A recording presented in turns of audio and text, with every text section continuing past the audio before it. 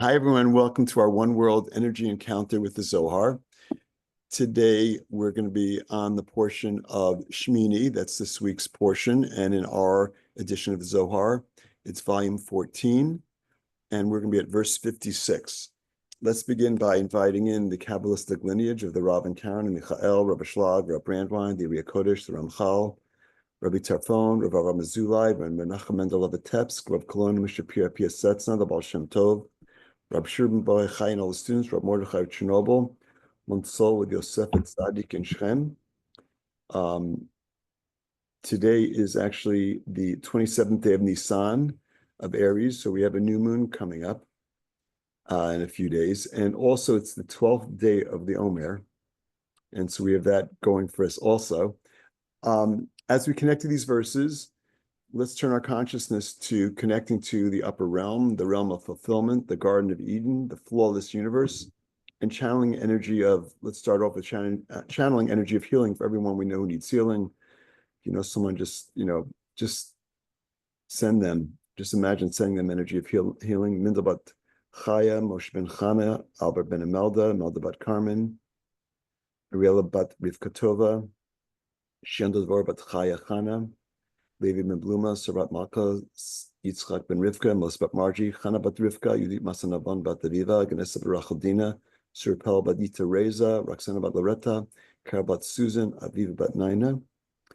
Let's also send energy of assistance to those souls that we know are in the process of elevating.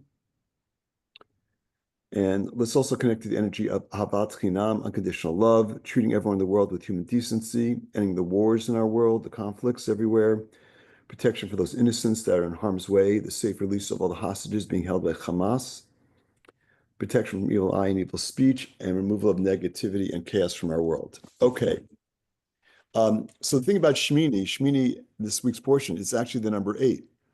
So there's a lot of opportunities in this week's portion, but I just wanted to start off with just a simple consciousness of those numbers are, why is it called 8? And there's a reason. You can, in the simple narrative, there's a reason why the number 8 occurs. But for us, the number 8 is a connection to the level of Binah. It's actually a connection to the realm of fulfillment. Our world is Malchut. There are 6 parallel emanations from the Creator above us, which we do and don't connect to at different times. On Shabbat, we form a connection between our realm and the 6 Sfirot, the 6 emanations from the Creator that are directly above us. That's 7. That's our typical week. 8 is one more. And so it's really our ability to connect in a higher level. That's the opportunity that this week's portion presents to us. And that's really what we want our consciousness to be, connecting to the realm of fulfillment. Now, we always try to connect to the realm of fulfillment. By reading the Zohar, we are connecting to Binah. That's what our teachers teach us. There's always opportunities to connect to Binah, but there are special windows in time where there's an extra opportunity. And this week's portion gives us that extra opportunity.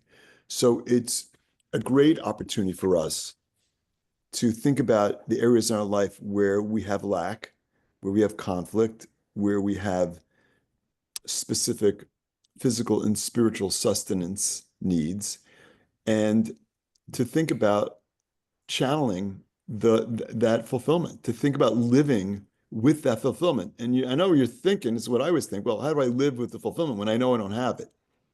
So we can look at the world as a world of scarcity, or we can look at the world as a world of abundance. We want to enter our other world every day. We want to start off from the perspective of abundance and visualizing us living with that fulfillment. And that's what the Kabbalists teach, is one of the ways for us to enter the realm of miracles, to open up the channels, to create that fulfillment. So it's kind of a catch-22. I have to live it in order for me to receive it. You would think you just have to live in the lack. No. If you live in lack, you're living in a world of lack. We want to live in a world of fulfillment. We want to live in a world where we see the abundance. It's there. I may not have it. I may feel there's distance, but we want to nonetheless have a consciousness of abundance. That's what helps to facilitate blessings in our world, in our life. And so we want to go through our day with the consciousness of that fulfillment is there, and I have it. I have everything I need. Okay, with that, let's jump into verse 56.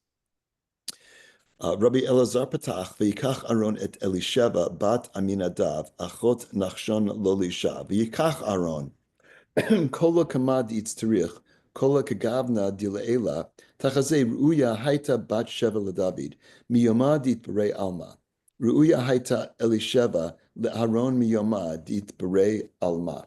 Roshin? Rabbi Elazar opened the discussion with the verse, and Aaron took from Elisheva, daughter of Aminadab, sister of Nachshon, to wife. So, okay, so the language is a little funny. What does it mean he took a wife? It's like he wasn't walking down the aisles in the shopping center and took a wife off the shelf. That's not what happened. It's more of an indication of male energy and how male energy interacts with female energy. So for perfect balance in our lives, it's a balance of male and female energy. We were not designed to be alone. That is not what our soul came to this world for. And in our parallel studies, Monday through Thursday, we're doing the story of that we're connecting to the Zohar of Breshit. This comes up frequently. It's like there is a supernal design, and the supernal design is for us to be with our partners. And there's a supernal partner for us. We either merit or don't merit to be with that supernal partner, but ideally, that's where we want to be. So, in this case, we're connecting with this idea that Aaron, Moses' brother, took Elisheva to be his wife. So this is a soulmate connection. So right off the bat for us, the first opportunity that we're connecting to is soulmate connections in all of our relationships. That in all of our relationships, whether it's our primary partner or business partner or our friends, we want every relationship to be at the level of soulmate. And to do that, we got to really rise above ego. And so that's the opportunity we have here.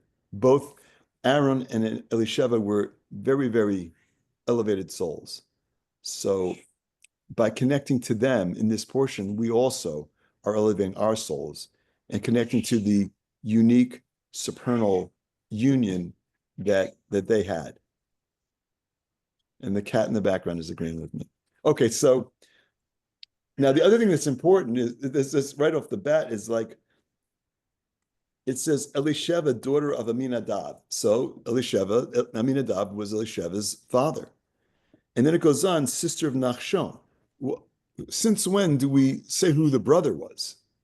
Why is Nachshon there? And we're not talking about just the Zohar. That's in Shemot. That's in the second book of the 5 books of Moses. Why does the verse include the brother? Isn't the father enough? So Nachshon is a very significant character. First of all, he was the prince of his tribe eventually. But Nachshon ben Aminadab is the guy at the splitting of the Red Sea. Before the sea split, he's the one who walked in with certainty that the sea was going to split. So both Nachshon and Elisheva were highly elevated souls. And the inclusion here of Nachshon is just another opportunity for us to connect to certainty. Certainty beyond logic. And it's a reminder that, yeah, you can stick with logic all day long, but it's not going to get anywhere because this idea that there is a supernal realm out there, that there's a realm of fulfillment, that all our blessings are waiting for us is not logical. There's no logic to it. So, yes. Do we know what Aminadav did to merit those 2 children? I don't. I don't, but he must have done something significant for sure. For sure. Listen, around, just think about like, what did, Moses, Aaron, and Miriam? I mean, they were 3 incredibly elevated souls. What did their parents do to merit those 3 souls? I mean, there may be answers to that. I don't know them. I can't recall, but we can imagine very significant. It is very significant. Then again, sometimes, some of our matriarchs, came from very, non-elevated parents. So it's always difficult to really know, but it's a good question. Okay, let's continue. and Aaron took properly as the supernal model. So wait, now interesting. So he took, there's always going out of its way to tell us that taking in this case was as the supernal model, meaning like it was done in a balanced way. It wasn't his desire to receive for the self. Was his union with Elisheva was a desire to receive for the sake of sharing. That's what we want in all of our relationships, especially our primary partner relationship. We want to balance. We want a desire to receive for the sake of sharing. We don't want it to be about our agenda. We want it to be about the co-creation in all relationships. Now, it's funny because there's another very famous "and he took" line. Does anyone recall what that was? It's the portion of Korach. It's Vayikach Korach, and Korach took. What did Korach take? Korach was trying to take the leadership away from Moses and Aaron with very negative consequences for him. So like that, by contrast, was Korach trying to, he's like, well, what's this nepotism? Why can't I be a leader? Why can't I be the high priest? Why is it Aaron? Why is Moses picking his brother?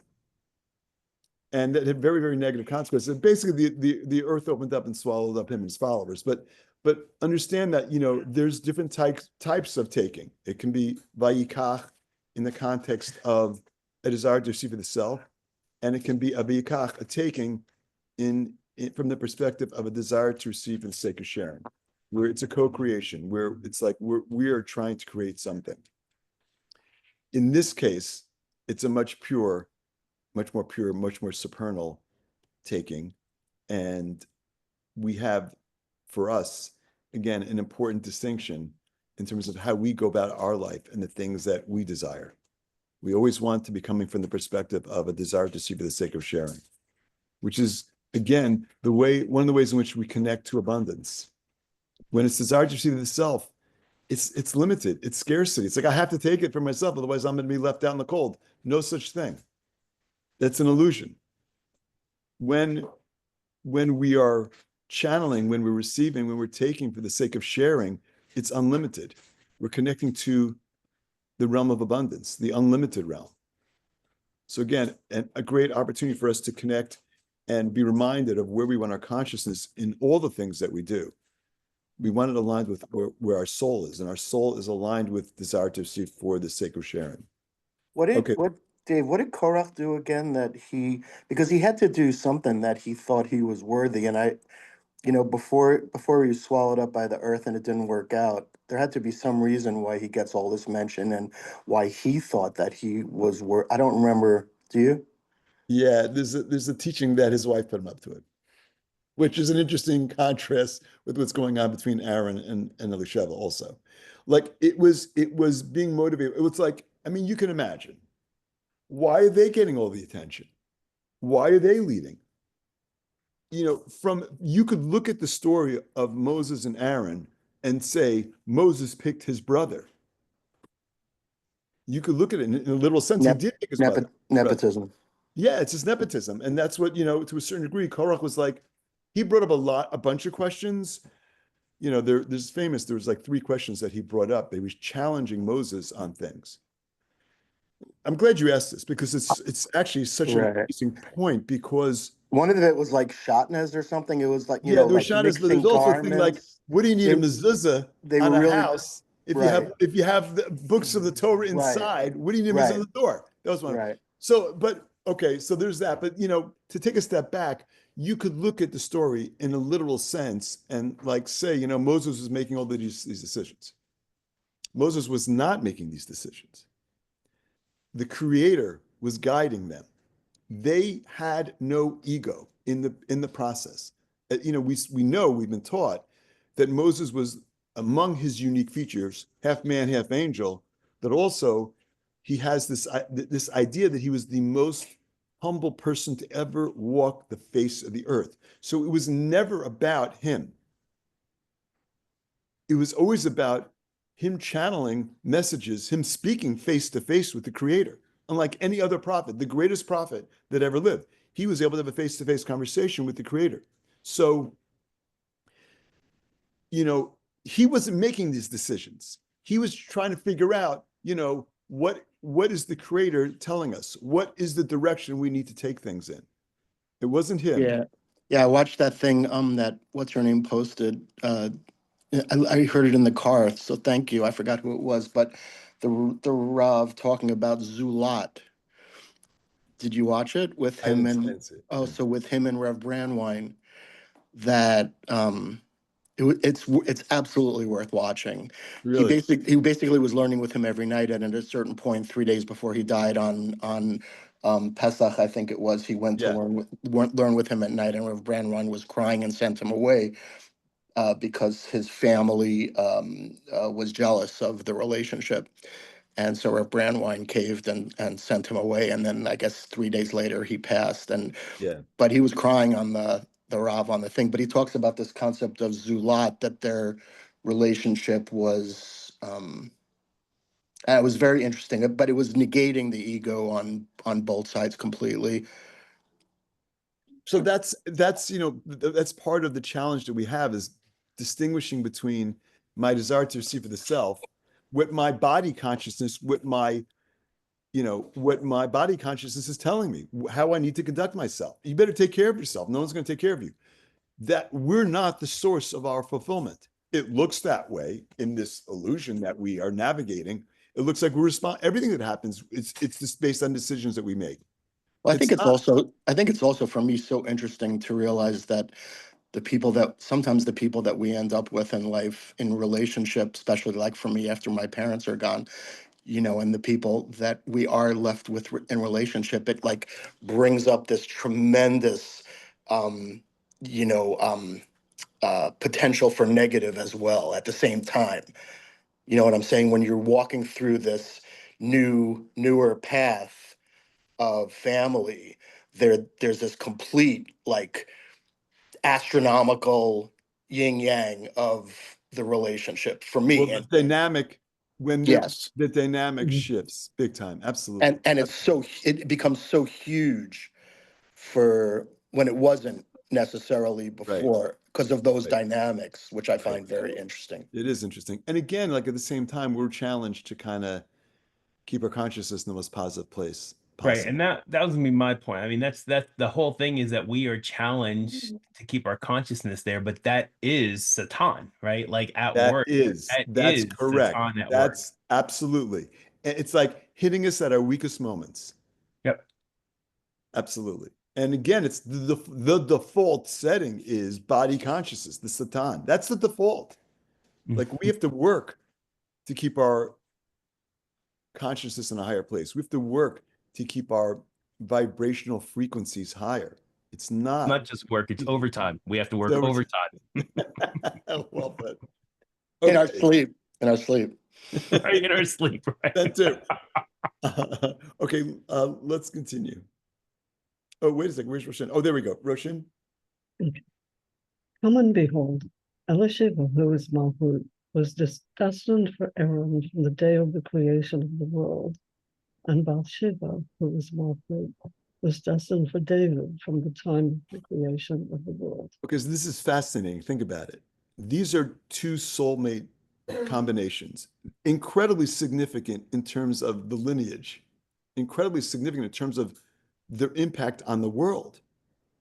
Aaron and David. Aaron being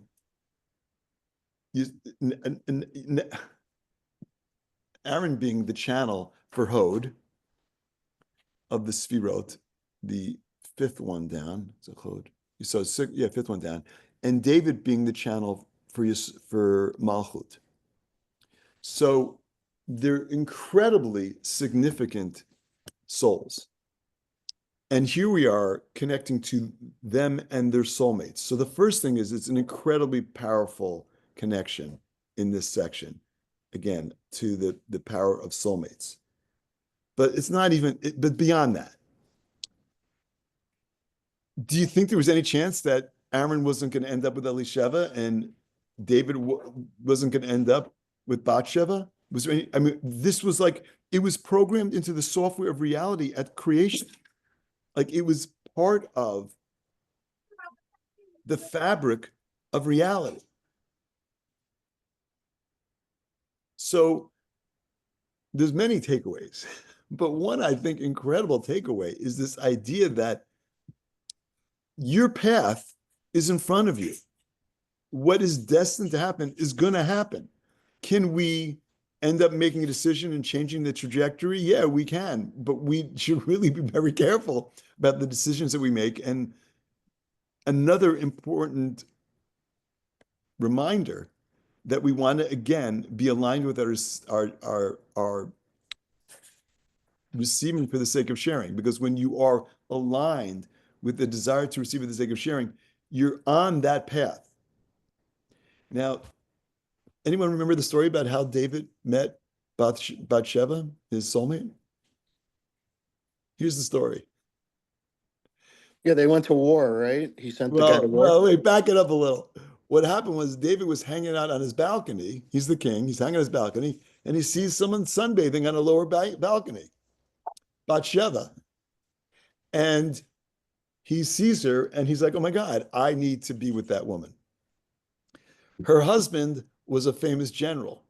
So David, as king, sent her husband to the front lines where he died, freeing up Bathsheba. Now, that's the literal story. He has to do tshuva for that. But it begs the question, if that was his soulmate, like, how do you say that? Why should he have to do tshuva for ending up with a soulmate? Because that's not necessarily the way it would have played out. Like, he was exhibiting a desire to receive for the self, which he had eventually do tshuva for, because ultimately he would have ended up with her likely anyhow, because that was his soulmate. Ron? Aaron? Wouldn't one of them had to have died anyway because they weren't soulmates? The original marriage? Yes, the general would have had to become deceased anyhow. So then David did he really even have to do that? So I think one of the takeaways for us is to just be present to what's going on. There's always the urge to be reactive. There's always the urge to speed up the process. We get impatient. We get, we see our soulmate and we're like, just chill. Let things play out. Isn't that true, what you're talking about when you started off talking about the law of attraction? That we can fall down lots of rabbit holes on the way if we don't have the rules and tools that we got here. Absolutely. Your imagination Absolutely. go crazy. Absolutely. There's so many opportunities to fall off the path, to fall down the rabbit hole. So many. You can continue it's like we're doing the work that we're doing so that we can see and get better guidance and have more awareness about how it is that we align ourselves with our soul. But again, we're spiritual beings having this physical experience, and that physical experience has got all kinds of potholes and distractions and diversions. And again, we asked for a journey where we could earn those things. And so here's another opportunity for us to be present to what's going on, to be patient with the process, to embrace the processes that we're in, and again, to approach life from the perspective of abundance, not scarcity. Scarcity is the perspective that Satan wants us to have. And we want to rise above that. And it's a big challenge to do that. Okay, let's take another verse, 57. Ma bein hai lahai, ela kol achad, aval hatam ledina, hachal rachameh, kad it chabra b'David, ledina, la'agacha kravim, la'oshada damim, hacha be'aharon lishlama, lechedba, linhiru de'anpin, litbarcha, ve'alda, itkre hatam bat sheva, hacha Elisheva di'itchabra b'chesed, Bathsheba Ladina, Liyarta Malchuta Ulitakfa. He asks, since both of them are Malchut, what is the difference between them? between Bathsheba and Elisheba. Okay, so, generally speaking, it's easy to understand that, female energy is energy of manifestation, hence Malchut. So both, I just want to point out, there's not a lot of sections that deal with highly elevated women in the Zohar. There just isn't. This is one of them. So it's also a really, really special opportunity. But again, of course, female energy represents manifestation. So they're both Malchut. And not any ordinary manifestation. Aaron, the high priest, he's got a lot to do. He can't do it without his soulmate connection. King David also has a lot to do. King David has to perfect the realm of Malchut for us. He can't do it without his soulmate. You can't do it without your soulmate. You can do a lot, but unclear whether you can fully manifest your soul's purpose without a soulmate relationship. Only so far you can go. Not sure. Paul McCartney is pretty talented. Not sure he would have gone as far without John Lennon. Just saying. So, okay, but what were there differences? The Zohar is kind of pointing out No, David, what you're saying is he wouldn't have gotten so far without Linda. Linda, maybe. That's what you're Another way to saying. look at it, but there's songwriting. Listen, there's so much on Instagram about, Lennon and McCartney, like how they worked together. Listen, the music stands today. They were brilliant. Yeah. And when they split up and started doing stuff on their own, you could hear the differences. But their collaborative work is really brilliant. Really brilliant. But I think that the overarching point to like not just skim over is that the soulmate relationship isn't necessarily just with your primary partner, but it actually shows up in multiple places. And doing that work draws more of the pieces of your soulmate down into the physical manifestation of your partner. Right. And I was going to say something very similar, but from a different angle. So when you meet, let's say a guy meets a woman, right, and he's married, and you have this energy with this woman that is a real energy. That could be previous lifetime energy. That could be future 100%. lifetime energy. That could be 100 different things that it's important to kind of, I think, take a look and notice that too, because what you're saying to yourself at that moment in time is, oh my God, this is such a true energy for us at this moment in time. And that was in the Rob's book as well, on whatever, where the guy went in and he knew that the woman, not the story you just told before, but he knew that in the Shabbos book on the different Bible stories, but he knew that woman was Rabbi Akiva knew that the woman was meant to be his wife. Well, that's Rabbi Akiva. Yeah. Right? Yeah. Again, we want to be able to see all those things on our journey. We want to be able to see, should we go right or should we go left? Right. That's part of why we're on this journey. It's part of why we study the way we do. The goal here isn't to just be, spiritual. The goal here is to make decisions align with our soul's purpose. Right. And make the world a better place. Like, again, no two snowflakes are alike. There is no duplication here, anywhere in the world. There's no duplication. Every soul has a specific purpose. And our job is to find ours and align ourselves with ours. So again, a tremendous opportunity within these sections to connect to that consciousness. Okay, let's continue, Rishon. He answers, all is one and both are Malchut, but one name refers to judgment and the other to mercy. Interesting. So there's a distinction between Elisheva and Bathsheba when it comes to judgment and mercy. Go ahead.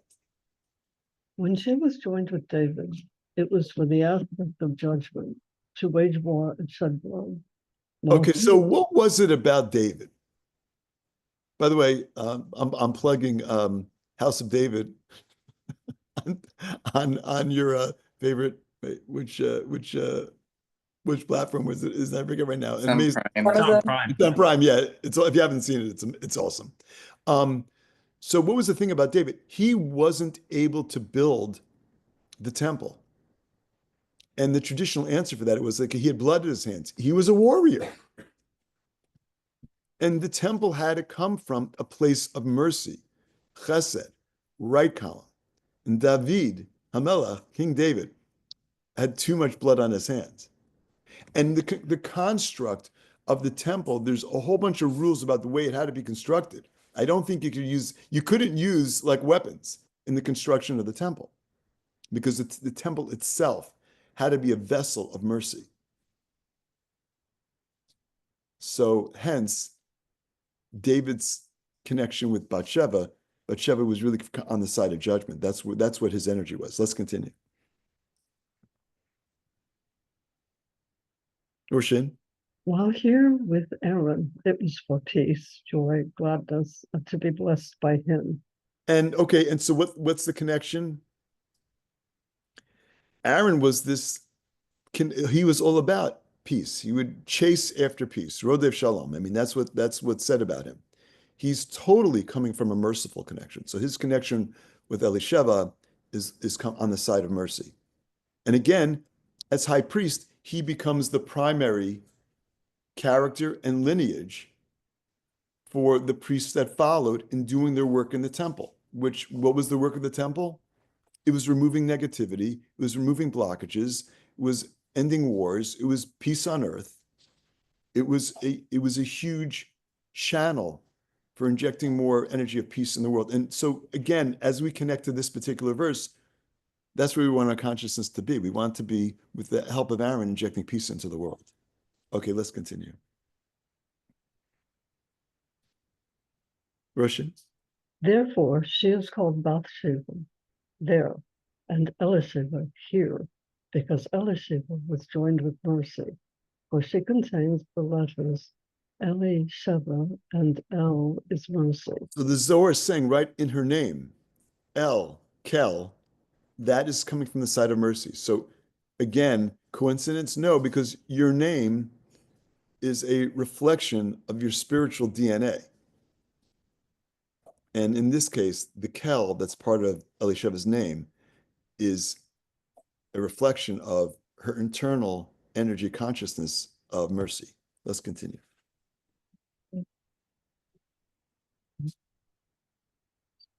Because Elisheva was joined with mercy, for she contained the letters El, Eli, and Sheva, and El is mercy. Bathsheba was sent before judgment in order to be a worthy heir of the royal family and to gain strength.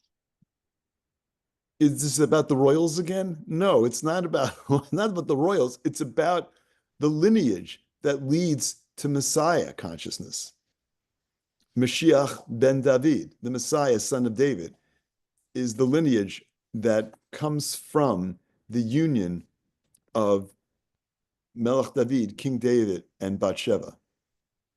So again, an opportunity for us to connect to that energy, the Messiah consciousness, that, Bila Mavel Netzach, the death of death in our world, connecting to the time of Mashiach, where we are clearly on the verge of manifesting.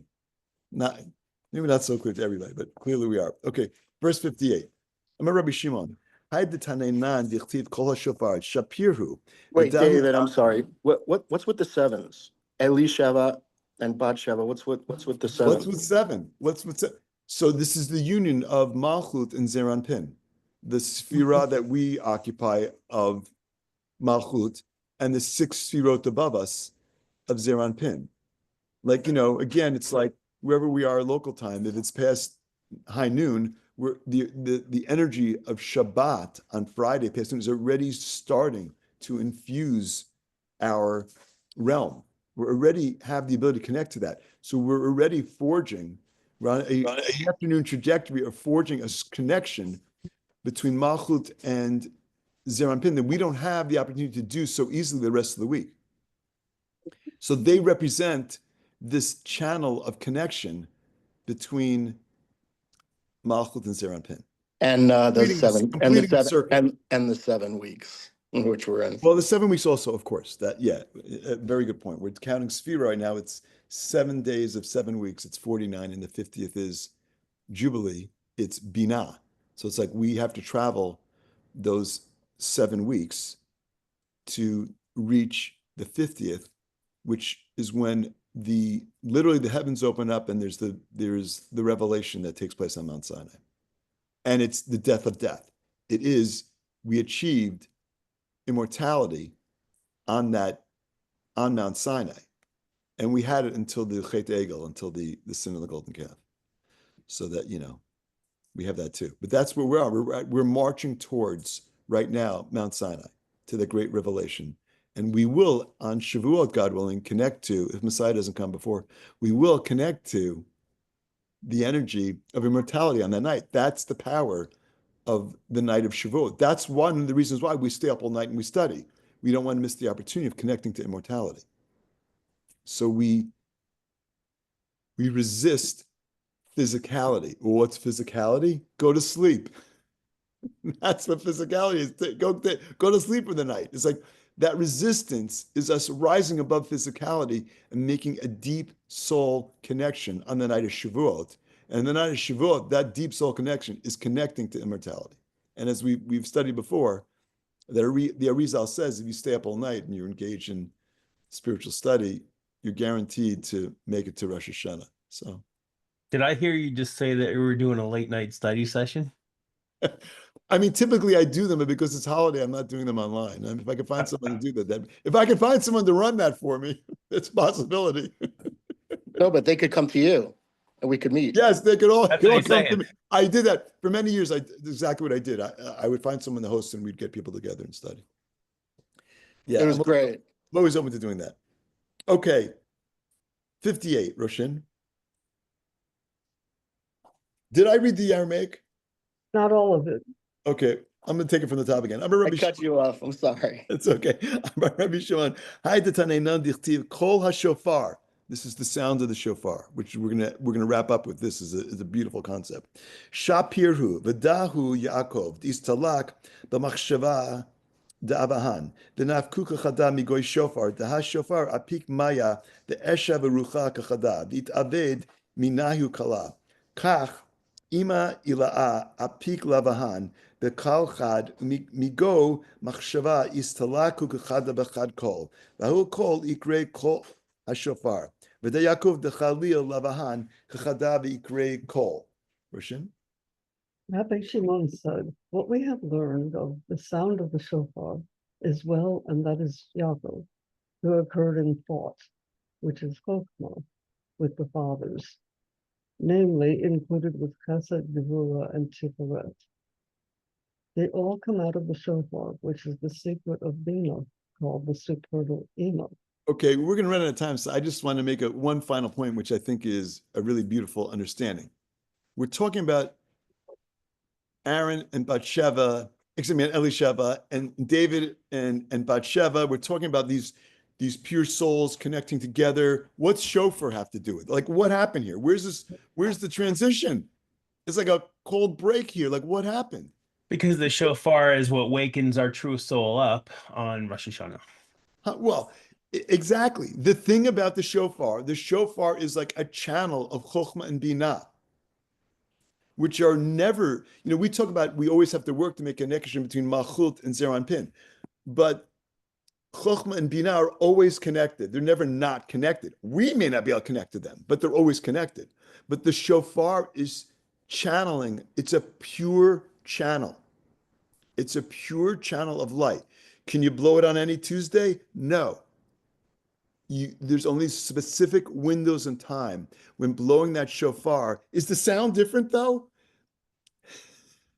There's only specific windows in time when blowing that shofar is channeling supernal energy of Chokhmah and Binah. And what it does is it removes the blockages. It removes the distance. It helps us elevate our consciousness to connect to our soul, to rise above the limitations, to rise above body consciousness. So but the shofar is being blown to actually, because we have direct connection to Binah, And that's like Zarin Pen falls asleep. So we are like under direct impact with no buffer zone. So the shofar wakes up Zarin Pen to bring back that buffer as we kind of come back online. 100%. 100. I mean, there's so much to that in what you just said. But the thing that the takeaway is these are the ways in which we connect to the purest channels that we possibly can. Suzanne, I see your hands up. Yeah, can you hear me okay? Yes. Okay, cool. So here's my question. Since I come from Christianity and Catholicism, right, where everything's Jesus Christ on the cross, you know what I mean? Death and resurrection concept. So what's confusing to me, or maybe I just really, this was a beautiful explanation. It was probably the best one I've ever heard, because I never feel terribly prepared. So this was, I hope this is going to get, I want this one in my bank, my library. But anyways, what I wanted to ask you was this shofar, this ram's horn, like why a ram? Like why a horn? Like it doesn't, it's inconceivable to me, because it's like, A, it's an animal, B, it's a ram, which is like self-centered. You know, I get it's the beginning of the year, but it's bizarre to me. Like why you know what I mean? Like how can an animal do this? Like it's weird. Can you think of the, no, it's a great question. Can you think of the most significant story in Bereshit, in the creation story, in the first book, the most significant example of when the ram plays a role? So Abraham is going to sacrifice Isaac. Oh, with the ram. Got it. Yes. So what does that represent? I mean, it represents a lot of things, but Abraham's sacrifice of Isaac is right column binding left column. It's mercy over judgment. And so once they accomplish that, they sacrifice the ram to kind of seal the deal. The ram represents this perfect channel in that context. Like we want to be connecting in the purest way to soul and the opportunities to connect to the upper realm and the opportunities to see that deeper reality, to see those pure channels, to rise above ego, to rise above a desire to receive of the self, which is what Isaac was. He's the channel. But that pure channel you're saying represents the center channel. Yes. I'm sorry, which? Say that again. The pure, when you're saying pure channel, that's the central column. It is the central column, but we still, in order to be central, we still need right and left. Yeah, totally. I get that. That's what, so Jacob represents, Isaac, all the things that Isaac did, all the experiences that he had were how he was perfecting Gvura, how he was perfecting restriction. He literally never leaves the boundaries of the Holy Land of Israel. He never leaves the land. The other guys are bouncing around. He never leaves because he realized he has to stay connected to the energetic center of the universe in order to keep Gvura in check. He allows himself to be bound by his father. He knew what was going on because he realized it was an exercise in elevating Gvura and gives us that opportunity to do that now.